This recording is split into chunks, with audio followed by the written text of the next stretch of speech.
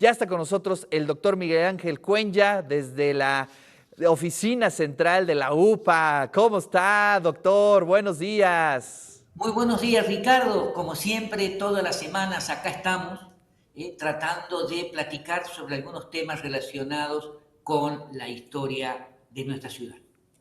Y hoy yo quería tratar un tema que me parece muy interesante y es el largo proceso relacionado con los entierros o el proceso de la creación del Panteón Municipal, que nosotros la conocemos en la 11 Sur y la 35 Poniente. Para llegar a la creación del Panteón Municipal se llevó un largo proceso muy complejo a lo largo de todo el siglo XIX, con muchas resistencias por parte de distintos sectores. Bueno, yo partiría de la base de que a lo largo de todo el periodo colonial, los entierros, de acuerdo a las viejas prácticas europeas, se realizaban dentro de los templos o en el atrio de los templos, digamos, dentro del espacio europeo, y esta fue una costumbre que también se trajo al caso América, y en donde las iglesias, los templos en América tenían un atrio mucho más grande que los que tenían en Europa.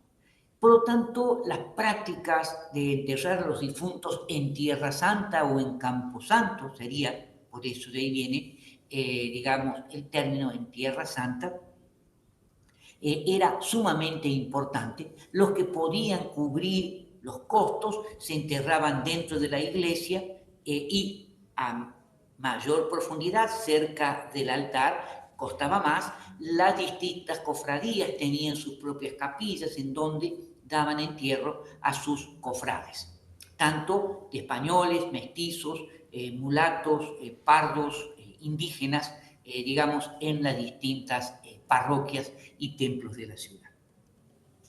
Este proceso comenzó a cambiar a partir de finales del siglo XVIII, cuando el rey Carlos III promulgó una real disposición donde establecía la obligatoriedad de que todas las villas, aldeas, ciudades de la monarquía española, esto incluía la península ibérica, más los territorios que tenían dentro del espacio europeo, América y Filipinas, con la finalidad de crear panteones fuera del espacio urbano, en lugares opuestos a los vientos, porque se consideraba que las miasmas que producían los cuerpos al descomponerse dentro de las iglesias generaban olores fétidos y generaban enfermedades fundamentalmente, y por lo tanto se señalaba que esto era una obligatoriedad con la finalidad de prohibir los entierros dentro de los templos, dentro de las ciudades. Este fue el punto de partida. Era un proceso muy complicado, primero, por la fuerte resistencia que existía de la iglesia, es decir, se le quitaba un espacio en donde la iglesia de alguna manera controlaba el accionar de la muerte. No nos olvidemos que la iglesia, de alguna manera, o por la iglesia pasaban los tres hechos más importantes de un cristiano, que era el nacimiento y el bautismo, la comunión y el matrimonio y la muerte. Es decir, estos hechos eran fundamentales. Pero por otro lado, los ayuntamientos nunca tenían dinero para poder realizar estas obras. En Puebla, el primer panteón fuera del campo de la estructura urbana va a ser el Panteón de Yaninetla en 1787, 1796, a un costado del río de San Francisco, digamos, hacia lo que hoy sería el barrio de Yaninetla, y ahí, digamos, con motivo de una epidemia de viruelas. Pero pasado el acontecimiento, este panteón quedó de manera exclusiva como el panteón del Hospital de San Pedro, en la medida en que el Hospital de San Pedro, los patios del Real Hospital de San Pedro, ya estaban saturados de entierro. Y se continuó con las viejas prácticas de enterrar dentro de los conventos, dentro de los templos. Claro, esto ocasionó, por supuesto, una fuerte resistencia. Con motivo de la llegada del cólera a la ciudad en 1833, que fue la primer gran pandemia del siglo XIX, que viene, digamos, desde el norte de la India, avanza, llega a Canadá, Canadá baja a Estados Unidos, Estados Unidos a Nueva Orleans, desde Nueva Orleans llega a Tampico, llega a Cuba, llega a Campeche y el territorio mexicano también cruza por el norte, por el actual territorio de Texas, que en esos momentos pertenecía a México. Cuando se van enterando de que está presente en América del Norte el cólera, esta enfermedad que verdaderamente se desconocía, se lleva adelante un proceso con mucha presión, sacando dinero donde no se tenía, y se les van a utilizar dos parcelas grandes del Colegio del Estado, ubicado sobre la 13 Sur, entre la 3 Poniente y la 11 Poniente aproximadamente, es decir, detrás de la iglesia de San Javier, y ahí se va a establecer lo que se va a denominar el Panteón de San Javier, estableciéndose la obligatoriedad de que todos los entierros de los que morían de cólera tenían que ser enterrados allí. Este proceso duró 2 años y en 1835 se vuelve a la normalidad de seguir enterrando en los panteones, en las iglesias. ¿Por qué? Porque hay una fuerte resistencia por parte de los habitantes de Puebla. Es decir, quieren tener a sus difuntos en Tierra Santa. Y por lo tanto, esto generó un serio problema. Tal es así que en 1835 ya nadie era enterrado en San Javier. En 1840 podríamos decir que esta obra no se había concluido, había quedado a medio concluir, las hierbas volvían a crecer en el lugar y pasó al olvido.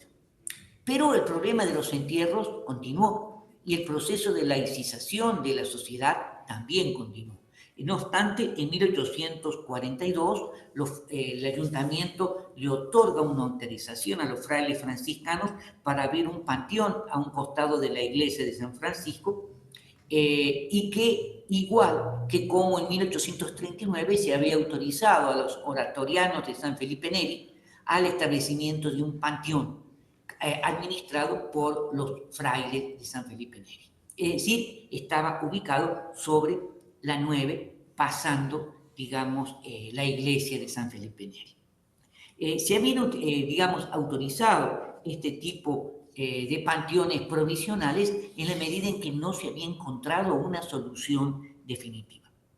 Pero el problema fue más complejo. En 1847 se autorizó la apertura de otros cementerios que se denominaban cementerios parroquiales, en el convento del Carmen, en el convento de la Merced y de San Antonio. Es decir, más San Francisco ubicaban los 4 puntos cardinales que de alguna manera contaban con un amplio espacio para ser destinado a esta situación.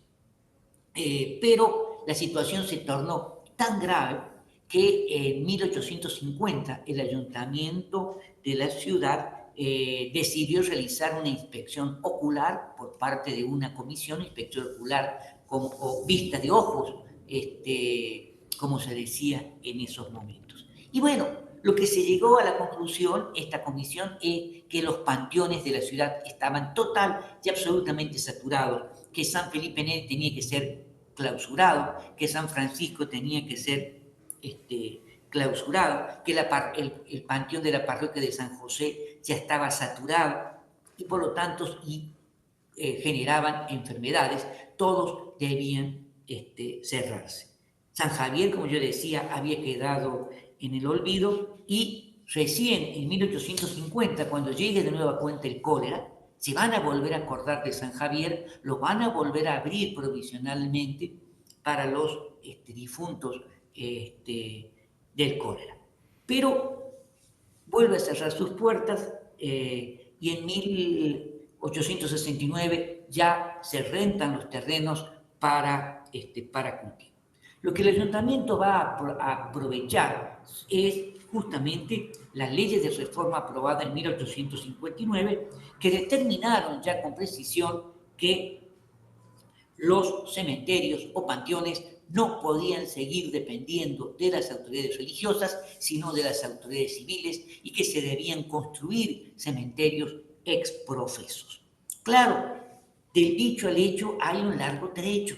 ¿Por qué? Por una sencilla razón: no hay dinero ni siquiera para poder comprar los terrenos. Esto no quiere decir de que no se hicieran propuestas. Sí, propuestas había, pero no había cómo realizarlas, cómo implementarlas. Y eso yo creo que era uno de los problemas más serios. No voy a dar demasiados detalles, se me haría muy largo, pero finalmente, digamos, deciden vender las huertas de San Agustín, y con el dinero que se obtuvieran de la huerta se podían pagar los terrenos para el panteón fuera de la ciudad. Pero, digamos, entre dimes, diretes, porque tenían que ver el tipo de piso, que no fuera demasiado absorbente, bueno, para que no se contaminaran las aguas. Finalmente, digamos, podríamos señalar que don Pedro Borges de Zúñiga, en 1878, que era el propietario del rancho de Agua Azul, donó 2 grandes terrenos para que ahí, sobre la 11 Sur, esquina con la 35 Poniente, para que allí se construyera el Panteón Municipal. Panteón Municipal, digamos, que se va a inaugurar a mediados de 1881. 1881. Este fue el primer panteón civil, realmente civil, de la ciudad. El de San Javier duró muy poco, no lo podemos tomar en cuenta, simplemente como un antecedente. 10 años después, en 1891, se va a inaugurar el primer panteón privado de la ciudad, que sería el Panteón Católico de la Piedad, donde nosotros la conocemos en La Paz, digamos, y que posteriormente va a ser expropiado durante la Revolución y va a ser municipalizado. Pero este panteón, el Panteón Católico de la Piedad, iba a concentrar casi el 15% del total de los entierros de la ciudad.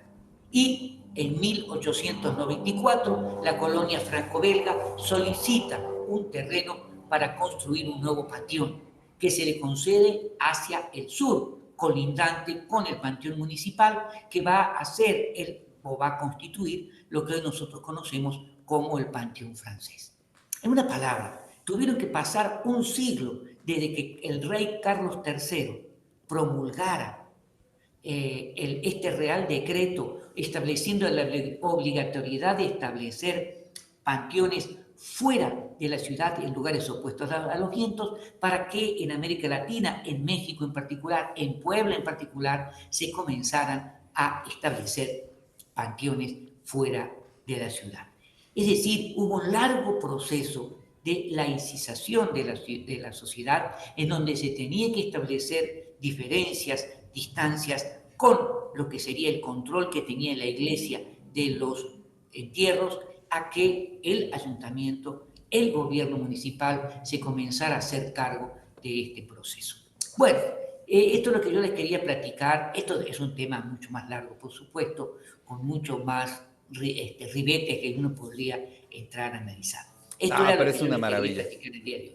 Es una maravilla, Doc, porque entendemos ahí por un lado, los flujos sanitarios, ¿no? Pero también los Sí, políticos, las tendencias de cómo se hacían las políticas públicas y bueno, pues obviamente el poder, la religión, todo eso en torno a los cementerios, que es algo muy interesante. Doc, y muchísimas hoy estamos gracias. regresando a enterrar en los nichos que se construyen en las iglesias, en los templos, ¿no? Claro, Por las efectivamente. cenizas. Sí, Es sí, sí. interesante, ¿no? Cómo es Sí, claro, cíclico. claro. Doc, muchísimas gracias. Le mando un fuerte abrazo y próximamente ahí estaremos en la UPA Claro que haciendo sí, un control remoto para saludarlos allá en vivo. claro que sí. Muchas gracias. Nos vemos. Gracias. Ahí está la voz de nuestro querido doctor Miguel Ángel Cuenya. Pues sí, largo y sinuoso este camino de los cementerios a lo largo del siglo XIX en nuestro país.